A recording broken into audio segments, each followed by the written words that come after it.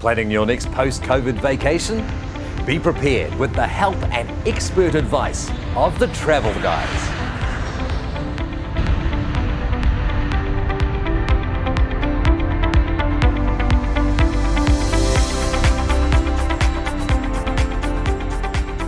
Hello and welcome to the Travel Guys, our weekly show on travel, what's happening, what's new and what's interesting in the wonderful world of travel. Now today I'm delighted to have a guest today is Duane Emeny, who is the Chief Operating Officer of Air Chathams. Welcome, Duane. Thank you, thanks for having me. Great to have you on the show. Yeah, it's very good to be here. I'm a bit of an aviation buff and it's always fascinating to me the history of A, air services to the Chathams, and B, the history of your company. As I think you started, was it 1984 you started? Can you explain how the company started? Yeah, absolutely. So family business. My father's a passionate aviator and he was out on the Chatham Islands in the early 80s, actually working for another company called Mount Hutt Air, which were a very small airline. And he got married my mum, so married a local, and then could see some of the challenges that the island had, mainly around exporting some of the high value crayfish off the island. And actually in those years it wasn't that high value, it was all controlled through the main packing companies, and the fishermen basically had no choice but to go through those companies. So what he was able to do in some ways over a period of time was break through that and give those independent fishermen the opportunity to fly their live crayfish product directly into the New Zealand market, or mainland New Zealand market, and then obviously attract a better price for that. And over time it kind of broke down the barriers and enabled that industry to really grow, and the airline at the same time. And what did you start with? What was the aircraft you started with? So it was a little Cessna 337, affectionately known as the Push Me Pull You. So it was centerline thrust, had an engine on the back, an engine on the front. Okay, I've seen that. He's certainly told me a lot of stories. I remember as a very small child growing up, flights between Pitt Island and Chatham Islands, which are two neighbouring islands in the group. And it was always a lot of fun. We always had aeroplanes around us growing up, and obviously I trained to be a pilot. I always wanted to be a pilot, and it was from a very early age. I guess that was instilled in me too. Are you still flying? Absolutely. Yep. Commercially as well as, or just recreational? Right. No, bit of both, but mainly commercially. I was probably 2 years ago. I was still flying 3 of our aircraft types that we operate, and I've scaled that back a bit as my administrative duties caught up with me. Okay, so it started in 94, and then the passenger services to the mainland started, was it 91, did I read? Yeah, early 90s. The real turning point for Air Chathams was when Craig invested in the Metroliner, the Fairchild Metroliner aircraft, and up until that point it had really been ad hoc in nature, so whenever there was enough fish to fly out to the mainland, or perhaps a charter group, or some products that needed to come in, whether it be mail, groceries, things like that, then you'd be able to put flights on. But the early 90s and the investment in the Metroliner, which was huge for his company at the time, really turned the corner, and then he was able to operate those scheduled services to Wellington, Christchurch predominantly, and into Napier as well. What's the distance, by the way, to those three? What's the actual flying the closest distance to shore is 400 miles, so about 700 kilometres. Yep. So it's a fair way east. Christchurch, you're looking at about 450 miles, Wellington 420 miles. Okay. Just one thing, for the 5 people in New Zealand who don't know where the Chathams are, can you actually put them on the map for us? Yeah, that's a really good question. And basically, if you draw a line off the South Island, due east about 700 kilometres, that's where the Chathams are. Okay. Right in the middle of the Roaring 40s, so we get all the best of the weather. Yep. But it also makes the island what it is. Yep. And there's actually 10 islands. I didn't realise that. But there's only the 2 inhabited. Is that right? Correct. Only 2 inhabited. So Chatham Island and Pitt Island. And the population of Pitt Island is about 35 people. And it's only a skip and a jump by air? Yeah, 20-minute flight or 2 hours on a boat. Just the Chathams itself. What's the attraction to people to live there? And I'm asking a person who's born and bred, so yes. You're very biased, of course. Yes. But first to live, and secondly to visit as a tourist. It takes a special kind of person or family, I think, to live on the Chatham Islands. So there are a group or a number of large family groups that have just been there traditionally, and most of the island's population can whakapapa back to those groups in some way. But then, of course, over time, other families have moved to the island. We had a large number of families actually move to the Chatham Islands from the deep south, and I think at the end of the day, the climate and weather, is very similar to the Chathams, and also the big fishing communities, so crayfishing, abalone, paua. So that kind of attracts people to the island, is that fishing industry and the ability to be quite hardy and resilient. Used to that remote style of life, subsistence farming, fishing, things like that. So yeah, it does take a special person. I think you've got to be aware of the remoteness, and that is what a lot of people struggle with. But I think that's also the magic of the island too, and that's really what attracts visitors to the island now. Post-COVID, or just during COVID, or as we came out of it, the Chathams are the most oversubscribed tourist destination in the world. Correct. In relationship to quite what a nice we're getting statistic, before. isn't it? Yeah, it's extraordinary. Yeah, so that's one of my roles too. I'm the chairperson of Tourism Chatham Islands, so I'm quite involved in that side of the island, and it's really exciting actually, and we're finally getting, recognised. COVID certainly helped a lot with that, but we're getting government funding through PGF, and it's allowing the island to see the real potential for tourism, because I think there has been some negativity around it. I mean, islanders like the island way of life, and it's difficult for them to accept new or foreign people coming into that environment. But I think that seeing the way infrastructure is building, and more jobs for locals, more flights available because there's more people to carry, all of those things are having a positive impact on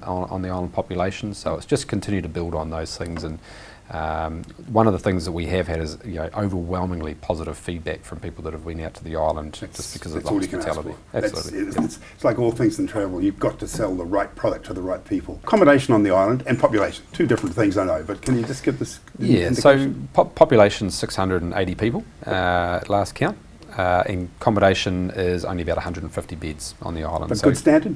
Yeah, I believe so. From what I've seen, you've got the primary accommodation, which is through the hotel, and that's been there for years and years and years. But as I say, as tourism's grown, there's been a number of others pop up too, and some really high quality B&B options on the Chathams. Excellent. And again, lots of really positive feedback from those. Okay. Well, I think we could keep talking about the Chathams for the whole time you're here with us, but we've got a lot more to talk about. Can you run through the route structure of Air Chathams, the places you service? Yeah, absolutely. So, obviously there is the Chatham Islands, which we connect with Christchurch, Wellington and Auckland. So there is a flight most days to one of those centres. The aircraft is always based on the island, so it flies off the Chathams into those main centres. And that aircraft is? That's an ATR 72. So we've recently upgraded that off the back of COVID. We did have the beautiful Convair 580, which was flying the route, and obviously that attracted a lot of attention, especially from our plane spotting community, because it is such a beautiful classic aeroplane. It'll be a very sad day when we finally retire those.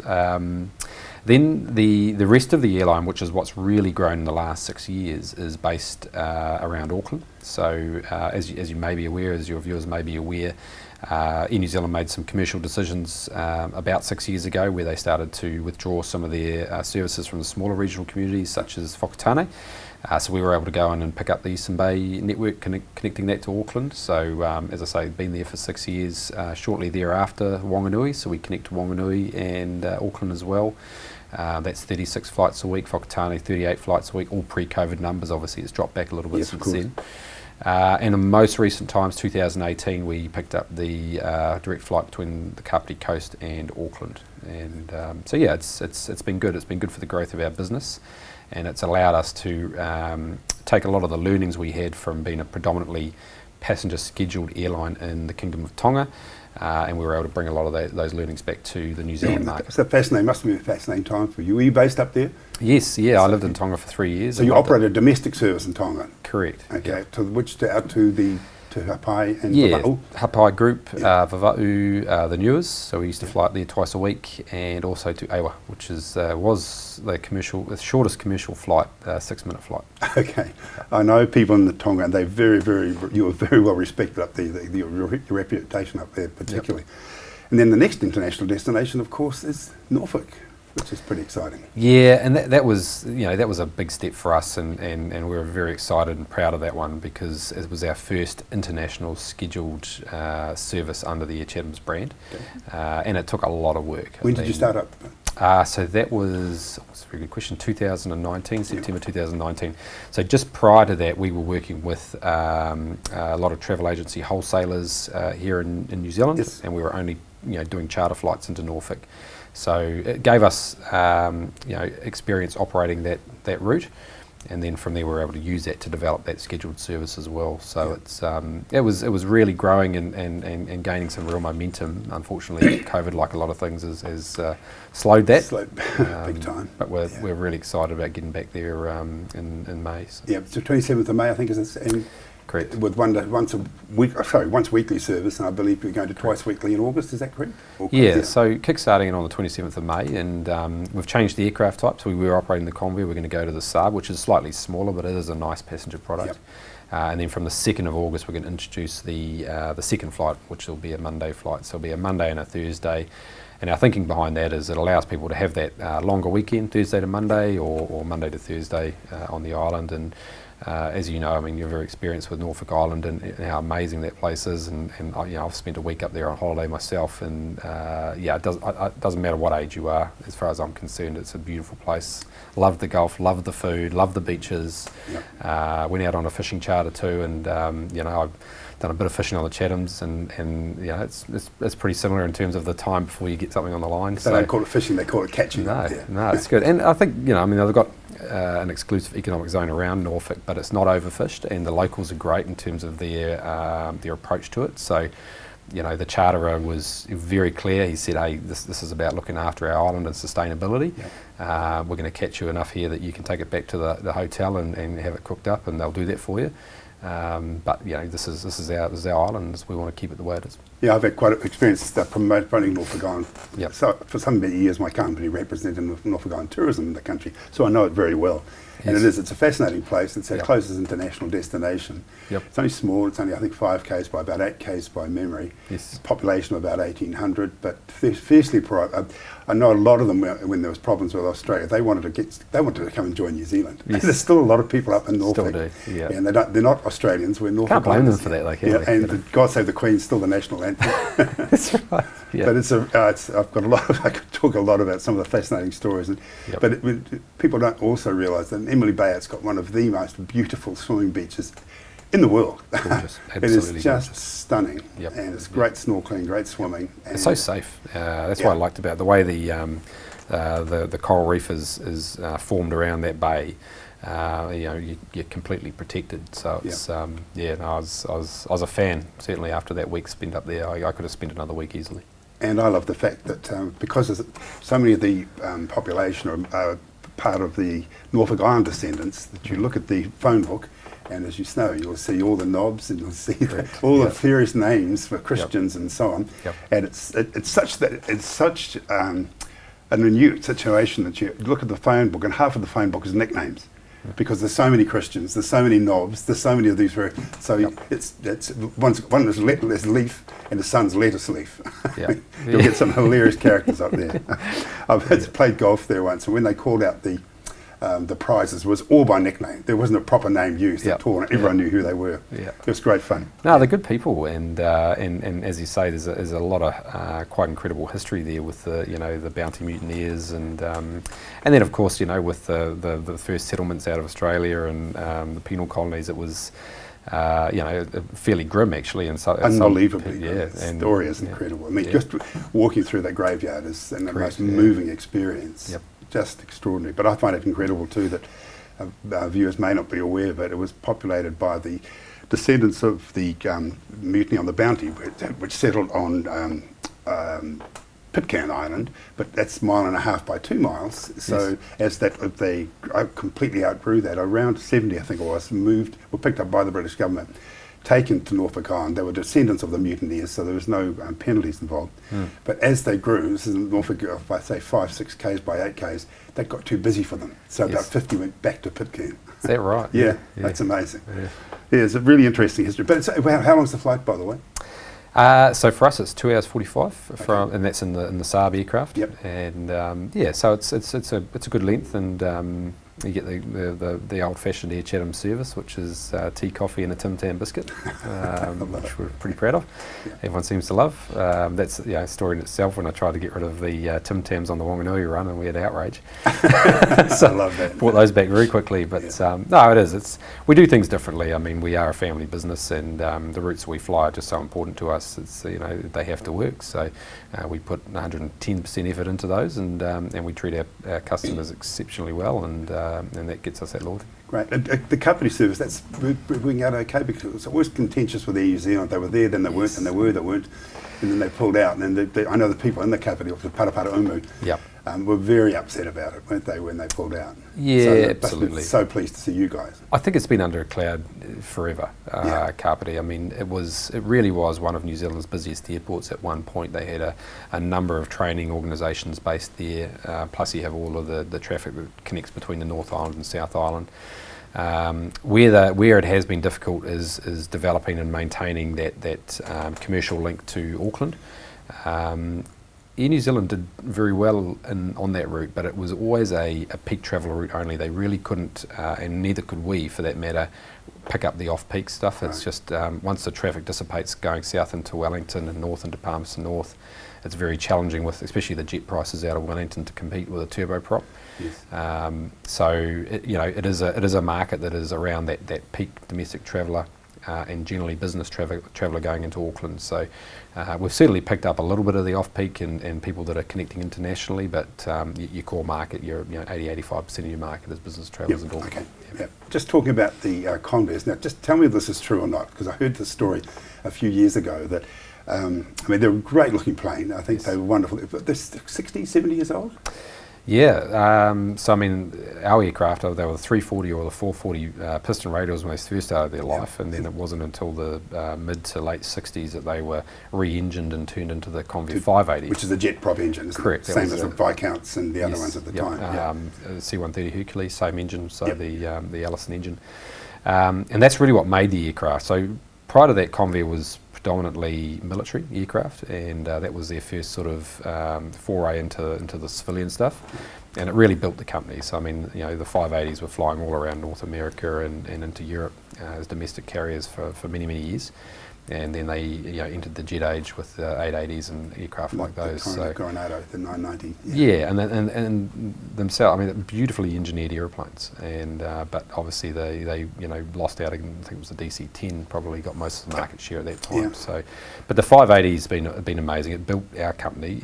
Craig bought his first one into the country in 1996. They were already here with the Freightways. They had a couple doing the freight network up and down the country, but it was the first passenger aircraft. And what was so special about it is that it was a combination aircraft, so you could operate it as full passenger, full freight, or a combination of varying passengers and freight. It also had a rear cargo door installed on it, so that we could, it was a large cargo door, hydraulic actuated cargo door, and you could run pallets and cargons into the back of the aircraft. So, it wasn't unusual that we would have a full plane load of passengers. I think it would carry 39 passengers, and then within 45 minutes you've taken all the seats out, you've turned it into a full freighter, and then you've got 6 tonne of freight going back the other way. So as I said, it really built the company. I think a lot of people thought my father was a little bit crazy when he got an aircraft that large at that time, but now it's too small. So for us it was the challenge was, what do we do post-COVID? And we had the ATR, which was engaged on high-end charters for a company called Talc International. Unfortunately, due to COVID, very hard to get people into the country, so that had to end, and we had to look at where our investment was lay at that point, and basically retrofit the ATR so that it could fly oceanically out to the Chathams. So that took about 3 months, and then we got our approvals, and that was unfortunately in some ways the beginning of the end for the Convairs for us, because where are they now? You still got them? Yeah, we've still got 2 that are operational, and they're here in Auckland. But by September this year, they'll be retired fully. Okay. So, did I hear the story correctly, though, that your father was needing to buy a simulator, and somebody quoted an ridiculously high price? Yes. But then they said, "Oh, but we'll chuck a plane in with it." Is that?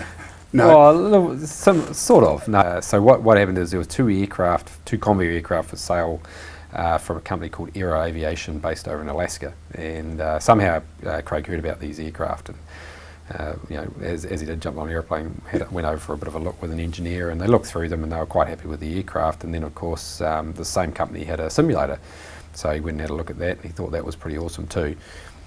So as Dad does, he said, "Oh well, I'll take the lot, and this is the price I'll give you," and they agreed to it. Okay. So close, but not quite. But it was quite a. Yeah, he still looks back at that particular flight as one of his most favourite, because they had the two airplanes. One had the long-range fuel tanks, one didn't. So one had to fly all the way back through sort of Alaska, Russia, China, and get back down to New Zealand, whereas he was able to come down through San Fran, Honolulu, and across the Pacific. So, yeah, I mean, amazing airplane. Be good stories to tell there too. Yeah. And we've got the simulator, so that's all set up on the Chatham Islands now. And I guess once we retire the Convairs from commercial service, we'll be able to look at what we use with the simulator for. So that might be a lovely tourism project for the Chatham Islands. So Duane, your father started the business, and then you had no choice, I guess, to be interested in aviation and wanting to fly. How did it happen? Did you just walk and do it yourself? Yeah, I'm not too sure. I mean, I think in the early days there was certainly a lot of aviation around me and in my life, but I'm told by my parents that when I was about 5 years old, I was telling everyone actually that would listen, that I was going to be a pilot and I was going to fly for Air Chathams. Nice and that's pretty much what happened. I was as soon as I left high school, graduated from high school, and went straight into university, Massey University in Palmerston North. Did 2 years of flying training there, then finished my third year extramurally and went flying. So I was in a Metroliner flying freight and people at 19, and yeah, I've been doing it ever since. So 37 And what's your now. favourite aircraft? My favourite aircraft will have to be the Convair. I mean, I just love that air. It was just a big old bus, and I loved it. It was. I mean, I've only just recently stopped flying it. And what I loved about the Convair was it was a very honest aircraft. So they control well, a bit heavy, but plenty of power. They built when fuel was cheap, and plenty of power, get you out of trouble, get above the weather. Really good anti-icing equipment. I mean, I could go on to pilot tech, but that's just an excellent aeroplane, and well designed. And hey, I've flown things that are a little bit more modern now, but yeah, the heart's still there. And finally, on airplanes, you've got the venerable old DC-3 you're still flying. Yes. Wow. Yes. Yep. So I think I read somewhere that there's still around 400 flying around the world, designed and built in the 30s. Yes. It's just an amazing aircraft that they could just... Yep. Every DC-3's got a story.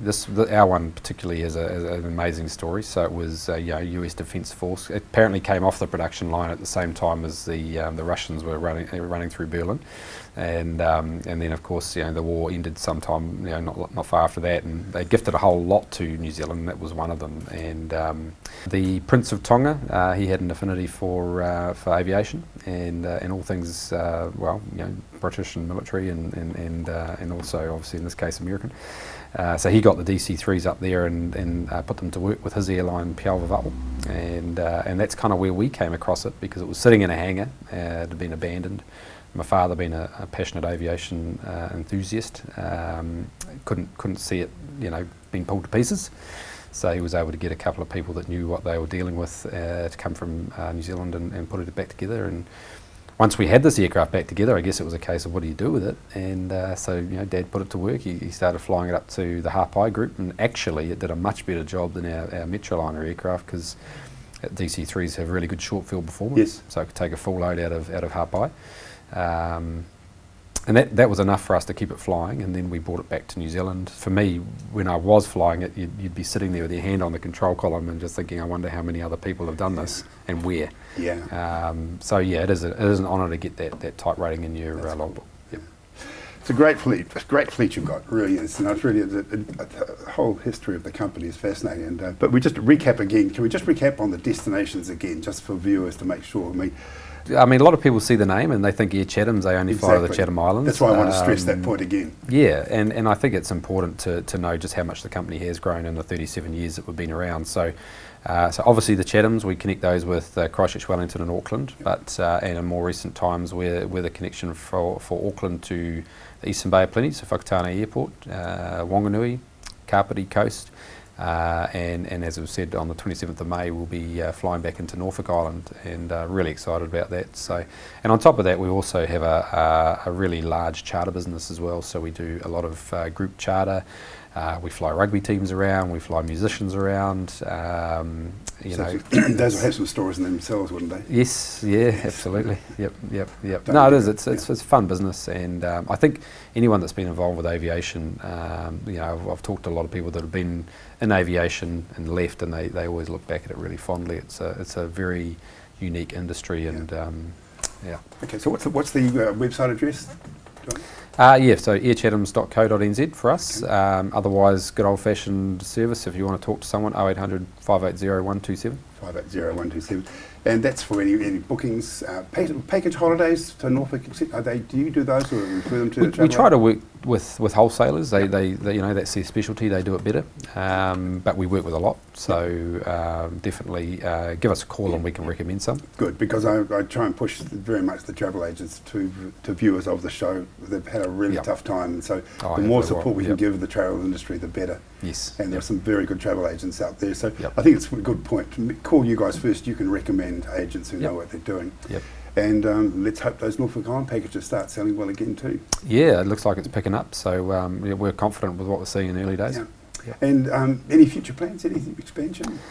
Yeah, I think for us, you know, now we're getting larger, and we're looking at our airline and how it's structured and what we're going to do going forward. And I think you know, the ATR 72 is going to be a big part of that. 70 seats, isn't it? 72. Yeah. So I mean, we purchased one off Air New Zealand recently, one of their 500 series aircraft. So they've moved to the 600 series fleet. So we were able to purchase that one specifically for Talc. And now we've rolled it out onto the Chatham Islands, and it's been very effective over there. We've also invested very heavily in the Saab 340, which is another beautiful aeroplane, exceptionally well designed and perfect for the conditions here in New Zealand. So they were operated for many years by Air Nelson under the Air New Zealand banner. Yes. So they're great for the regionals services that we provide. So I can see us, you know, being more, involved with those more modern aircraft with the ATR and Saab, and then right now it's a very crucial point in the infrastructure fund coming through government. They're looking at spending some money on the Chatham Islands runway, so they'll take it from what it is now, which is just under 1,400 metres, out to 1,800 metres. So that effectively future-proofs the island for the next 25 years.